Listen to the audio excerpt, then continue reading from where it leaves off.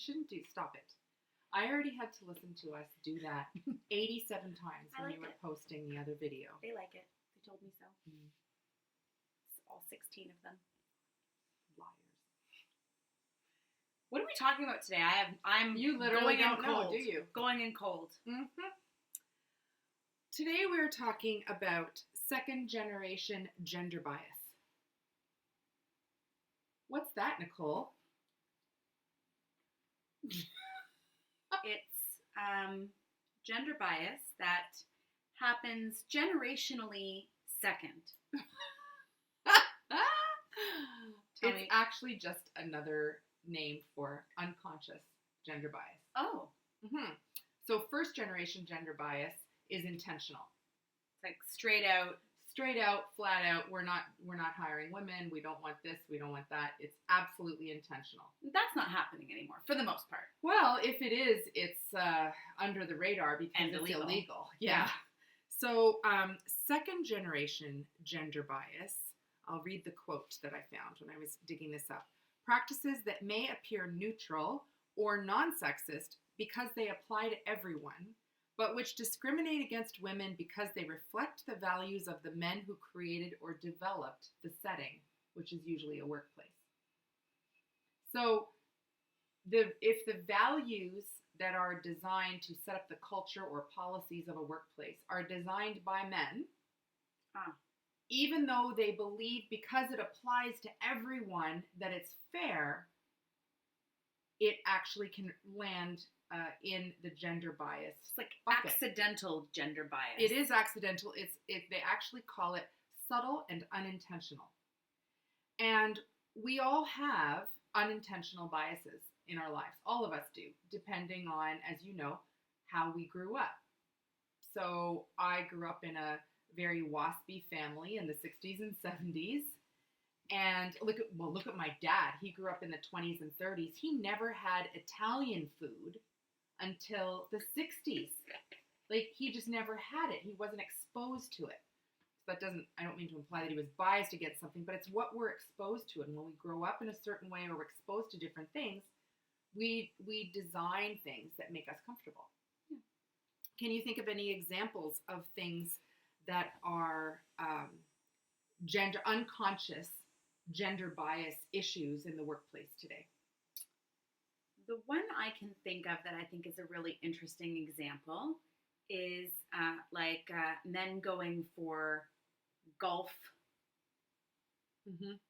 exclusive men events, golf trips. I mean, I think it's declining now, but I know, if I'm not mistaken, in the Ontario Public Service now, men are not allowed to have events that are men exclusive. Interesting. Women can have women exclusive events. Oh, that's a touchy subject. It is, and I guess the answer I've always asked that question, like, I don't understand why, and it's just, well, if you're not the privileged group, you can do it, right? Well, it's like cultural appropriation, or a word I heard today, or a concept I heard today, gay appropriation. What's that mean? So it's when heterosexual people apply typical gay concepts. So, for example, a heterosexual man saying "Yas, Queen." Oh, interesting. Was deemed to be slightly gay appropriation, and so it's not okay to do. I don't think they were saying it's not okay. It was just you're appropriating a classically gay concept and using it to gain favor, do whatever. That's very interesting. I thought that was a fascinating concept. And like I said, when I heard it, it wasn't that they were saying, oh, that's awful, that person's terrible, that kind of thing. They were just kind of like, interesting, little bit of gay appropriation there. I would think it would be good. You're working things into your language that maybe you weren't comfortable with before. The idea of the golf thing is very interesting because I think, and again, when I was at Ford, there were a lot of those golf events, and there were two angles to the gender bias. One of them was they assumed that I didn't want to go or that I couldn't play golf. Yes. That was one. The other was that they were doing things that were not inclusive of everyone and activities that people might like to do. Because golf is an expensive sport as well. Yeah. And, if you... financially exclusive. That's right. Yeah, so that's a very good example. Those events, when people would say, we're going to go and, I don't know, it's hard to pick them now because I think that's on the down. I definitely think so, I was going to say axe throwing, but I know lots of women who have loved going to those. Yeah. But it's just not happening anymore. But that's what they used to do, those schmarmy schmoozing activities of old would definitely be an example of gender bias. And they'd be like, well, everybody's welcome. Yeah, but I'm going to be the only woman there. Yeah. Or I'm not, as as being non-sports oriented, as many people in my life would attest to. I enjoy golfing for the cocktails that come by, but I would be terrible on a team. I would not add any value, and I would just be upset. And I imagine that some great golfers would be very upset to have me, male and female alike. Mm-hmm. I think another example is hiring practices. That you might say that the structure of a job or the requirements of a job apply to everyone, but your qualifications or the things that you're looking for may exclude people. So you may insist, for instance, that people are available, 8 to 6. They can't work at home. They can't work flexible work hours. There's no sick time, all those things. Yeah. And you may say, well, but women can apply for this too. And it might be that right now or in your company, there are women who can't apply for that because they need, more flex time. So there are a number of things that people will say and do that are unconscious bias. And notice I said people and not just men. So Harvard Business Review said, not Harvard Business Review, it was another article, that women may actually deny or be unaware of those barriers because they don't want to acknowledge it. They grew up in it themselves, so they actually have the bias against their own gender. And what happens is it delegitimizes and it makes people not want to talk about it. So if you were to go and talk about gender bias in organizations with older, men or even older women who grew up in this, right? We can do it to ourselves. And I find that fascinating. It's like always our talk about generational types, right? It's how you grew up. And so sometimes when you're trying to gain perspective, that's just what they know and what they understand. It's not necessarily something that they're not willing to change. It's just what they know. Yeah. What are some other assumptions you can think of that, we focus on men could make, but anybody really could make about women in the workplace? What about in jobs where you might have physical limitations? Okay, I have one. Firefighters. Yeah. So this was a very interesting topic to me, especially because my dad was a firefighter, and so I kind of watched my dad go through the process of understanding female firefighters and how that was to integrate into their workplace. Yeah. And that's not an easy thing, but basically the fact that, an unconscious gender bias is, well, I can lift heavier than you can as a man to a woman. Or should I have to? Should you have to? So, for example, for all firefighters have to do like a physical test or whatever they have to do. Should that weight distribution should be the same? So for a man has to pull, I don't know how heavy the hose is, 500 pounds or whatever, versus a female. And I believe, nobody quote me, and we can look it up after and recap it in the blog, but I believe, at least in Toronto, that the physical test is different for men and women firefighters. Interesting. And I don't know. I mean, I know early on, when my dad and I were kind of talking about this, and I was like, wow, that's so great, women firefighters, da, da. And he was like, some of my concerns are who's going to pull me out of the fire. Yeah. You know, and it's interesting. This could be very controversial if you say Super that controversial. there's a place for that type of distinction or rule. You know, think about women playing football. Can women play football in the NFL? I imagine they can in certain positions. But are you going to put a woman who's, you know, maybe my size up against some of those linebackers that would crush you and hurt you? Maybe if I was a kicker or something else, but even then they get clobbered as well. So, you know, where is the line? And I think there's some rational thought behind that. Interestingly, my friend, as you know, is a physiotherapist, and she's often had people say, "Oh, do you need help lifting this patient?"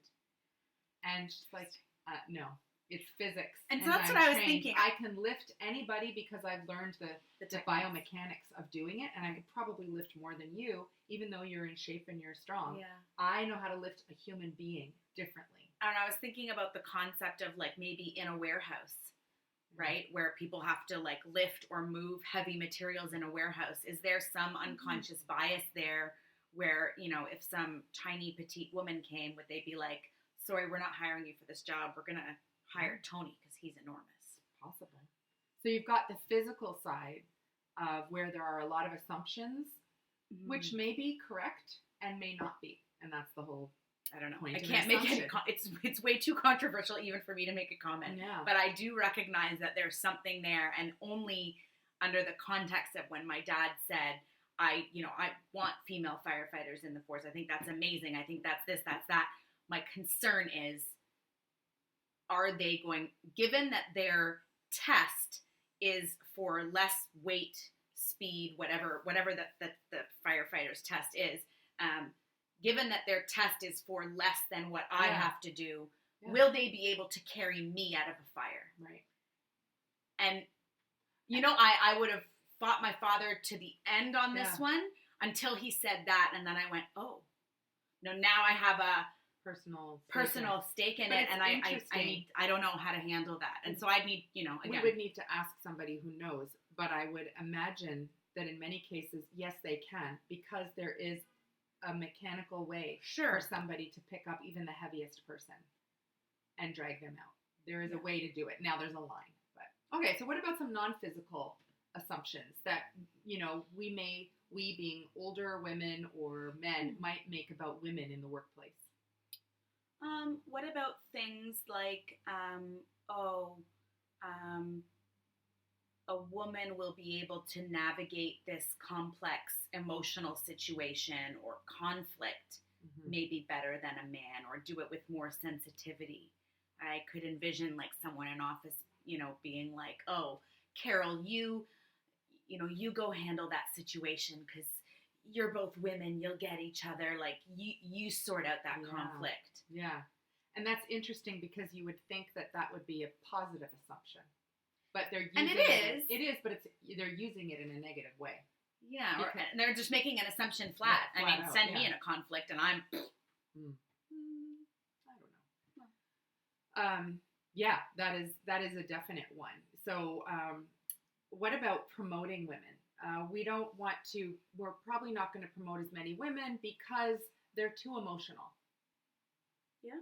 And we have a hard driving, you know, need to get things done. And I wonder if the more, I would find it hard to believe that might be a process, but I could easily say, this job requires a really strong backbone, someone who can really take the fire. I feel like a man would be best suited for this role. Oh, yeah. Right? And not to be mean. You think you really believe this is true. Or so-and-so is 30, just got married, probably going to have kids, right? Yeah. Assumption. Do we really want to put her into this when right now we need somebody who can work 90 hours a week? Making that assumption for them. Some of the other ones they had was similar. Women can't do business because of their personal commitments. Too many doctor's appointments. Well, remember in a couple podcasts ago, we talked about how women are more likely to do more than half of the work of rearing children. Yeah, with their partner. So yeah, maybe doctor's appointments, your period. plays. Yeah. That's the month. It's the time of the month, so Yeah. she can't do anything. Oh, that's another right? one. Like, Women let their business and clients suffer because of their emotions.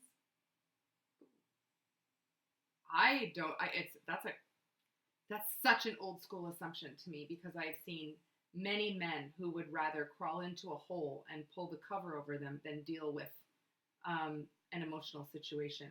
So they just don't. yeah. Women's emotions dictate their decision-making ability. Oh, that You're going to have too much of the feeler when it comes time to making a business. Analytical decisions. Now, the funny thing is, you look at the two of us, you're the feeler in the pair. Mm-hmm. I'm the thinker.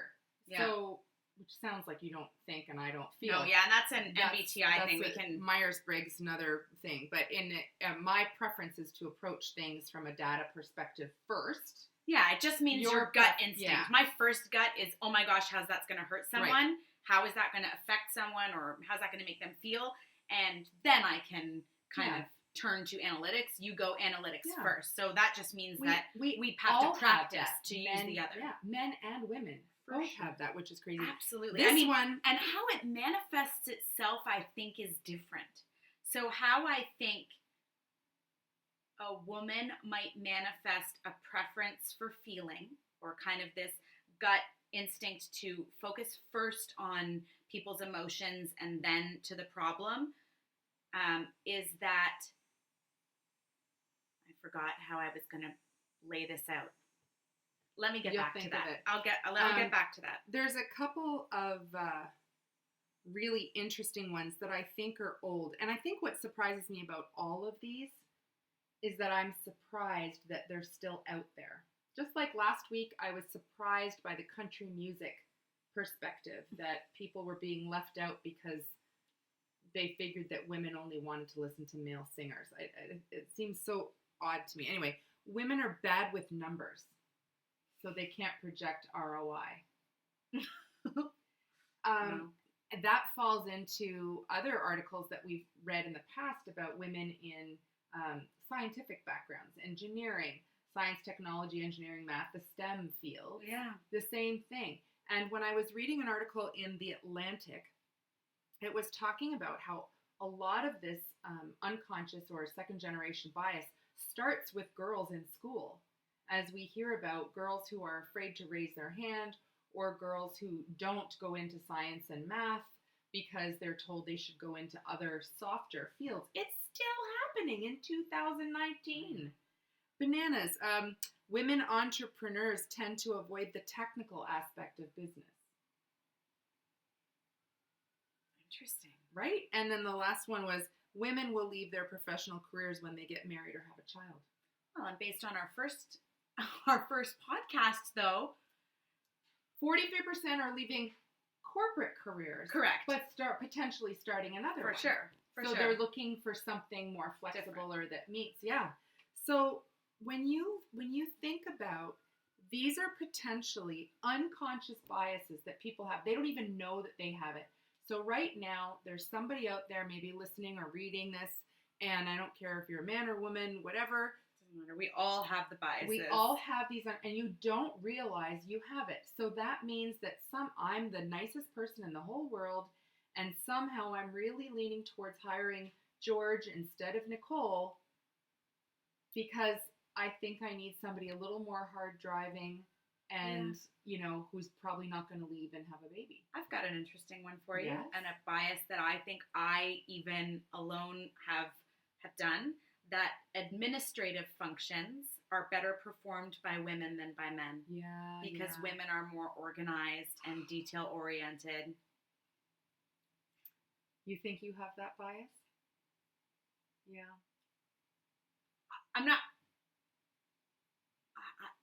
I don't know. I've never had to actually make a decision necessarily on that exact topic. Mm-hmm.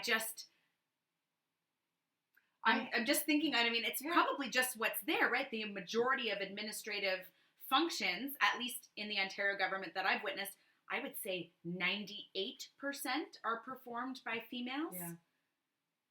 I think my biases are towards generations more than gender. Now, If I had to really think about it, I might change my mind. But quickly, I think I'm much more generational biased.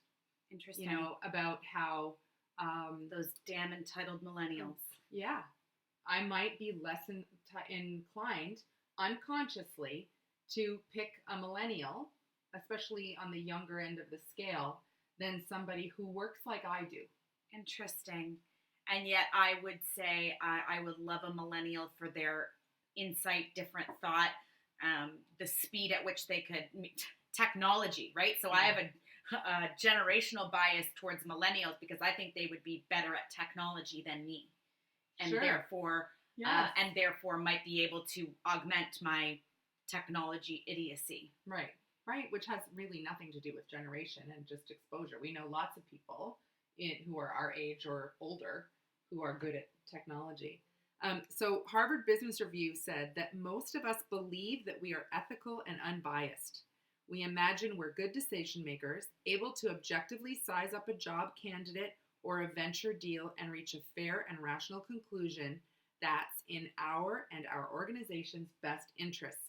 But more than 2 decades of research confirms that in reality, most of us fall short of our inflated self-perception when it comes to bias, unconscious bias. Oh, I believe that. Like, if we really took the time to think about what our biases are, we'd probably be really surprised. And it probably would be hard to do without somebody to talk through it who knows us well. Mm-hmm. So, and it would be someone asking like really tough questions, and you'd have to also, I think a big component here is the only way you can determine if you have unconscious gender bias is to sit back and reflect and become very self-aware. Self-awareness is the first step that when I was doing the research that they talk about is necessary to change it.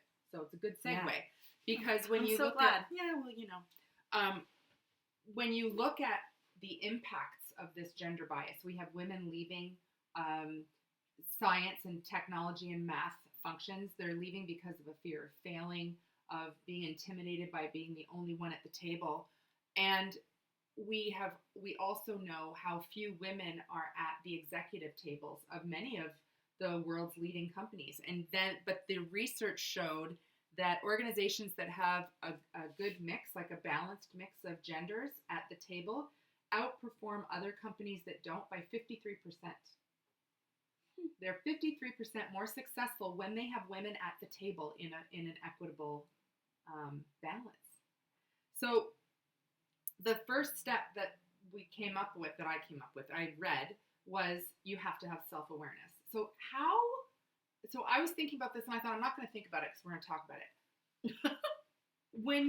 It's almost like a self-fulfilling prophecy or a circle or a cycle. You have, let's say, men, mostly men at the tables at the top, who are the nicest people in the world, but like all of us, have this unconscious bias towards women and who tend to pick men for jobs over women. Not all the time, but enough so that the numbers are not changing or they're not changing fast enough. Okay. And because of that, you keep having men making the decisions because more men are hired than women. They're in the culture. It's like self-perpetuating. Yeah, self-perpetuating. That's the right word. Yeah. They are only exposed to men in that environment, so it just keeps going. What do you do? And what does it mean to have self-awareness? Those are big questions. Okay, so first I would say, and I think the important part here is this may not just be a case of men with unconscious gender bias for women. This also could be women with gender bias for women, mm-hmm. and women with gender bias for men. Mm-hmm. Right? I run a warehouse, and I might have gender bias towards men because I feel like they can get the job done better. Whatever. It could be. Or vice versa. Yep, I wanted to focus on the women so we can't get them at the table because men are hiring. So what do men need to do? Well, what does an organization need to do? And if self-awareness is the first step, is it organizational self-awareness? Is it one person's self-awareness? I think it has to... I think the organization needs to look at its entire organization and start collecting the data and looking at the numbers and starting to build some data to say what does the landscape look like? What is the percentage difference between men and women? And then drill down and really do some statistical analysis. Okay, what in which roles? Okay, now how many people applied for this job? How many were men? How many? Like, you really have to go in and do the data analysis and say, do we have an issue here? I like talking about the who applied. Are we even keeping people out of applying in the first place? Because of the ads. When I was writing last week's blog, I found that they've shown that women will only apply for, and this is again not all women are more likely to only apply for jobs for which they match 100% of the criteria, and men only need 50% match before they apply. And they've found that part of what's holding women back with this fear of failing is they won't even try. And then they've taken the research all the way back to school, grade school. Wow. Because they've been told not to try. Mocked, whatever, not encouraged. So how do you get women, let's say the stats show that sure enough we're unbalanced. So first it's a start of like doing the data analysis and figuring out what's going on. Yeah. Right? And at least having some data to support our decision making. And so as an organization, this is what an organization would need to do. And then maybe drill down and either do some one-on-one coaching with hiring managers and just start asking kind and curious questions and start getting people to reflect, educating people on gender bias, and then asking questions. You know, this is not, what's the word? This is not disciplinary or punitive. This is, let's explore how our organization and our culture thinks. You know, okay, you came to these last two people. How did it come to that? Could you envision any gender bias? Again, not punitive, but let's start to explore so that people can start to build self-awareness and start to understand. I think it just starts with having conversations just like this. I think it needs to start at the top too. When we hear the articles and shows that I hear is talking about the C-suite. They're talking about leadership tables without women at them. And that, to me, seems so challenging, how you get a group of mostly or all men to go, yes, we need more women. I think you actually need targets at that point. And that's the hard thing, because then you have people saying, oh, reverse discrimination, yada, yada. I used to say that. And now I understand it's about getting to a certain level and sort of, let's get to a certain level first. And while that's happening, while we're getting there, let's have these discussions of how we got here in the first place. How is it possible that in 2019, we don't have 50-50 women and men at the table? How is that possible? Yeah. I mean, I don't know. I struggle with the targets thing, but that's probably a whole other discussion. We can add that to our list of topics for discussion. But how do you think an organization, and I have answers to this, so let's see if you get any of them. How do you think an organization could improve its hiring practices to ensure that more women are hired? Focus groups. No. Well, maybe, yes. And I guess it starts with looking at your talent pool for positions, having mentoring and coaching available to your talent pool so that, you know, your women who are feeling like they're not meeting 100% of the job criteria, is that actual, real, or perceived? Sure. And can they be coached and grown? Encouraged to try. Sure. And encouraged to improve their ability to speak about what they're doing and how they do it, and making them feel confident in having 100% of that job qualification. Exploring your advertising and job descriptions and things like that, and making sure that the language is not gender biased and is that's a huge one. Welcoming to anyone, so that it encourages that application. You know, I used to get, when this first came out, the language of your job ad or whatever, and it came out, you need to be more inclusive. You need to be able to just say that somebody has the aptitude to do such and such a task, or they need to be able to learn to do it, or have demonstrated that they can learn to do something. And I was like, no, they need to have done it. And they said, do they really? And I was, no, you're right, they don't. Like in some cases, and there's the conversation though. It's just someone saying, asking the question. Did you really hire this person because they were better?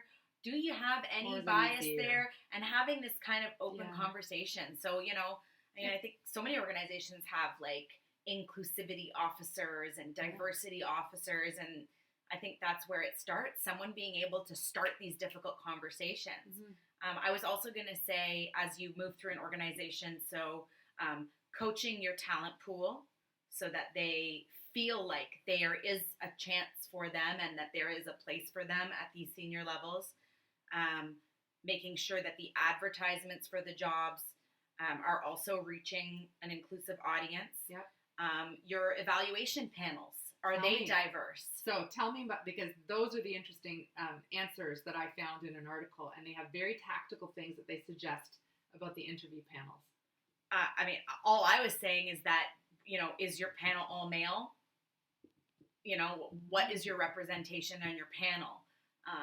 Can it be more diverse? Can there, be not only in gender and all the other things, but in generation, in hierarchy in the organization, right? Like that was actually one of the key ones. I might be a genius. Yay! What they said was, you need to have a woman on the panel who is not the token female. Oh. And they said, here's how you know they're the token. If they come in unprepared and have no questions for you. If they talk a lot about being a woman and working in the company, but they also don't have robust questions.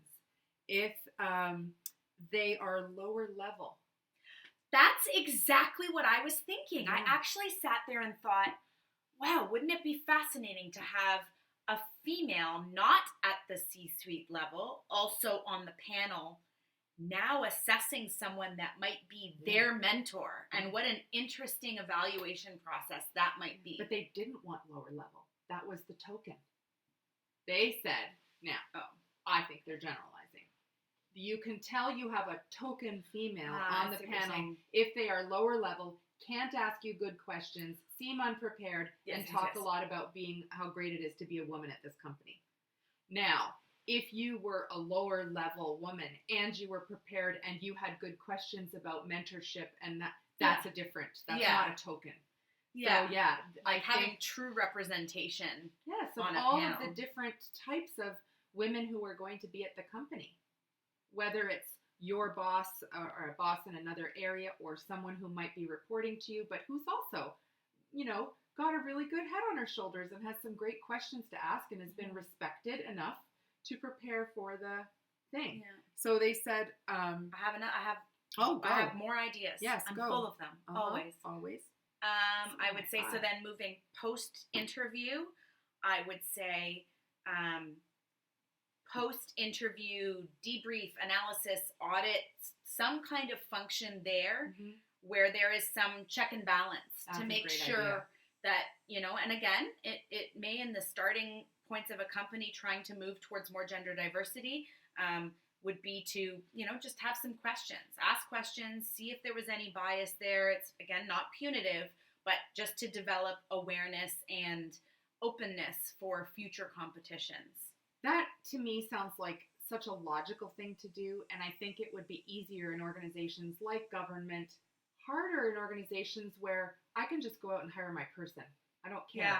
There's no panel. There's nobody checking who I hire. If I want to hire this person, I'm hiring that person. So that's a little different. There must be a way, especially if the organization, like you say, has done the work statistically to show we have a problem. Now, they need to put something in place that says, George, before you hire your next person, we've got a new thing in place. We want at least 3 people to talk to them. And at least one of them. Yeah. What about debriefs? What about if organizations encouraged interview debriefs?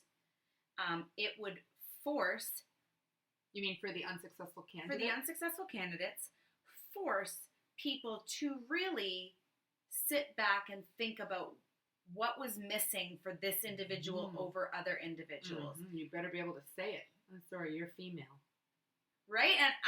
And what I imagine would happen is that you would be forced almost naturally to uncover that self-awareness and maybe uncover some of your unintended gender bias, right? Hopefully. If you actually had to sit there after every single interview that you held and had to go back to all three candidates and say, here is why the hired candidate, here's the areas you need to improve to get there. Yeah. I feel like you might get some clarity. You know, there was the other thing that they talk about is even pre-interview is anonymizing the screening. Yeah. I just remembered something. Oh. So I read this article not too long ago, and I think it's in Sweden, where they had AI. Wow. AI interview screeners. Wow, interesting. Asking the questions to therefore eliminate any bias. Yeah. It was fascinating. Well, they did and it was like a head. Yeah. We'll have to put a picture in the blog recap. I'd like to see that. That would be interesting because they there's a study that was done for orchestras, and the number of women in orchestras grew from 5% to 25% in like 20 years or 30 years because they started auditioning them behind a curtain. Like The Voice. Yeah. You know, I mean, The Voice only does it only works for the very first thing. It doesn't work after that because they're all marketed and glammed up and all this stuff. Right. But imagine the auditions for musicians were behind a screen. The other thing they've done is take the names off of resumes that are screened. Interesting. Yeah.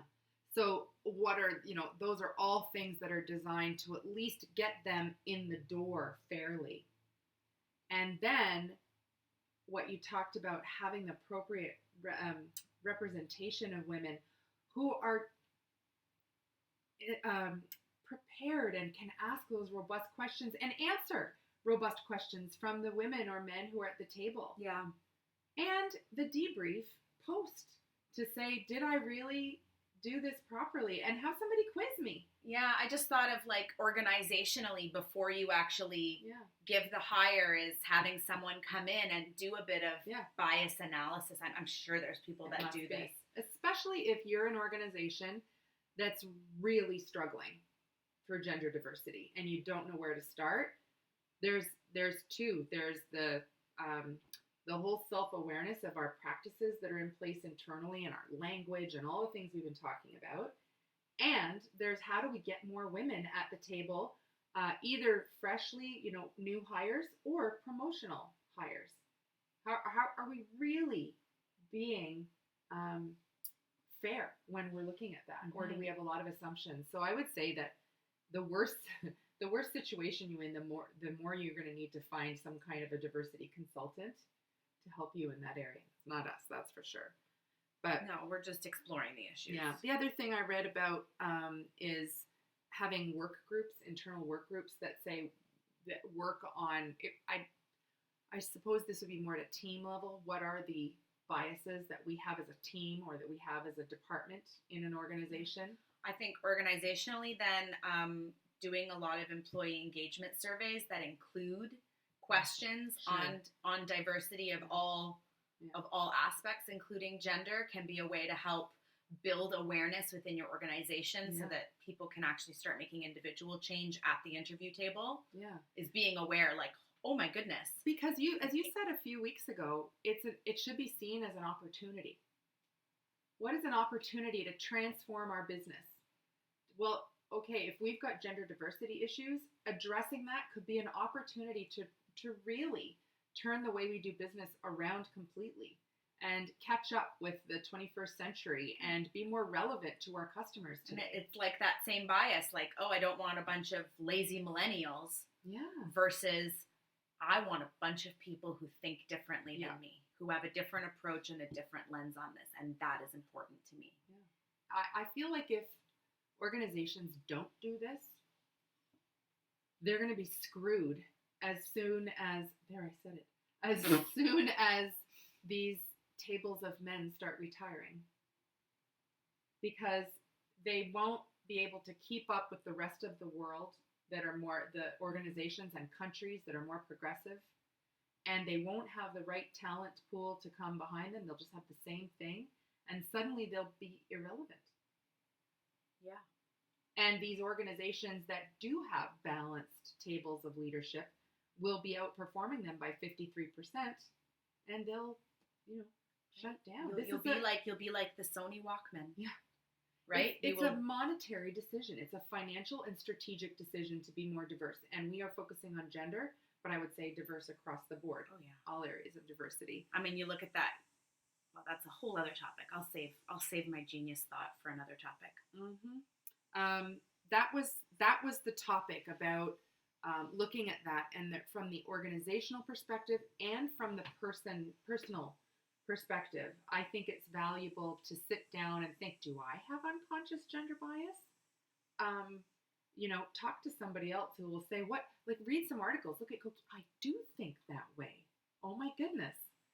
I still do look at male nurses in a hospital and go, how interesting, a male nurse. Well, yes, Ruth, it's 2019. I actually do still look at that and go, neat, a male nurse. A male HR person. Why do I even notice? A male admin assistant. Exactly. That is an unconscious gender bias that I've grown up with as a child of the 70s. And fortunately, I'm aware of it. I don't say it out loud to people like, hey, look, a male nurse. Yes, right? I would hope that doesn't bleed into other areas of hiring and whatever. I think the key here is being able to be open to the idea that you might have bias and you might not even know it. Mm-hmm. Yeah. You have to be open to that idea, because I think a lot of people would be, I absolutely don't. No, love women. I love women. Yeah. Right? And that might go and that might even be for a woman. No, I love hiring women. Mm-hmm. You need to be open to the possibility that you might have a bias that you don't even know. Oh, yeah. You might have to be open to the possibility that your job ad might have a bias that you don't even know. Mm-hmm. You have to be open to the possibility that your panel has a bias that you don't even know. Mm-hmm. And you just need to keep being open to that feedback. And your offer, right? Everything. That whole cycle. You start with you and extend it out to the organization, the team, the practices, the policies, and take a look at that. And so many of the women that we talk to, this is a part of what they're struggling with. And they can't crack through it because they're not the policymakers yet. They're not the ones making the hiring decisions. So they are, impacted by it. And that's when we've talked before about how to have conversations, how to look for organizations that are more progressive in that way. Well, that's interesting to me. Like, if we talk about the Ontario Public Service, I can't remember what the stat is, but if I'm not mistaken, the Ontario Public Service is something like 64% women. And then at the senior level, it was, I have no idea, but it was really small. Interesting. Yeah, the women at the, when I was there, so it's now been, I'm going to Google it as we speak. Oh, okay. It's now been about 9 years since I left. So last time I talked about this stat, it's got 9 years? 8. I'm not saying you're wrong. 8 years this summer I made the decision to leave. So in November it'll be 8 years. Wow. So it's probably 10 years since I was hearing a stat like this. But it was horrendous that it was like about 64, 65% women, and incredibly diverse culturally, because Ontario is incredibly diverse culturally. But at the senior leadership level, so the deputy ministers, assistant deputy ministers, it was mostly white men. And the stats were ridiculous. Now, I believe they've made incredible headway, so I don't know what the latest stats are. But yes, that was a real concern, and many organizations are still suffering from that. I'm still Googling. I was wondering if your keystrokes were coming into recording. If it's possible. I don't know. We'll see. If you hear this on the podcast, sorry, it's because I'm Googling. Well, it's funny. You want to hear something neat? Yes. Ontario makes history with a record number of female MPPs. Oh, yes. So in actually June of last year. elected positions. And of course, when Justin Trudeau became Prime Minister a few years ago, he had the first incredibly diverse cabinet, and I believe 50% were women. Yeah, of the 124 ridings in Ontario, 49 will be represented by women. At 39.5%, that's the highest of any provincial legislature across the country. Yeah. That still didn't help me with my own. We can find that and put it Ontario ranks first in Canada for women's representation. Anyhow, we'll look up some stats for the blog for you. It's absolutely something to consider. So I thought it was a good wrap up on our Whiteboard Women. Great topic choice. I was stumped. It was my job to pick the topic, and I was like... Well, I was thinking about interviewing and women, like whether you're a woman interviewing for a job or you're a woman interviewing someone for a job. And that just sort of went from there, looking at unconscious bias or second generation bias. You've learned a new term here today, everyone. So yeah, this is our Whiteboard Women series talking about a bunch of gender issues. It's not the last you'll hear from us on gender diversity. No, I'm really hoping that at the forum, we will also be able to get a group of women together to talk about the issues. Because it's interesting for us because we're consultants, we're going into organizations where sometimes we might experience the bias as consultants, but sometimes we don't because we're external. So, really us understanding what it's like. What's it like today in 2019? What's it like today for you in this job, and hopefully getting some ideas and maybe getting some great women to come on the podcast too and talk through some of these issues with us and their perspective on them. Absolutely. So our forum is at the end of September. You'll hear more about that. Meanwhile, we'll be continuing with our podcast. We were thinking of doing our next series on facilitation. Yeah. And what does it mean to facilitate anything? Yeah, meetings, brainstorming sessions, conflict, process improvement sessions, because we're doing that for some clients coming up. So we're going to do a short series on all the different styles of facilitation, what types of skills that you need, and how to do it. I think it's such an amazing skill to have. What an amazing skill to bring to any organization. It's like I can facilitate a large group of people. Yeah. So our next podcast series will be on that. You will hear more about our forum. You'll hear more about our launch of our Whiteboard Women community on Facebook, which is Women Supporting Women.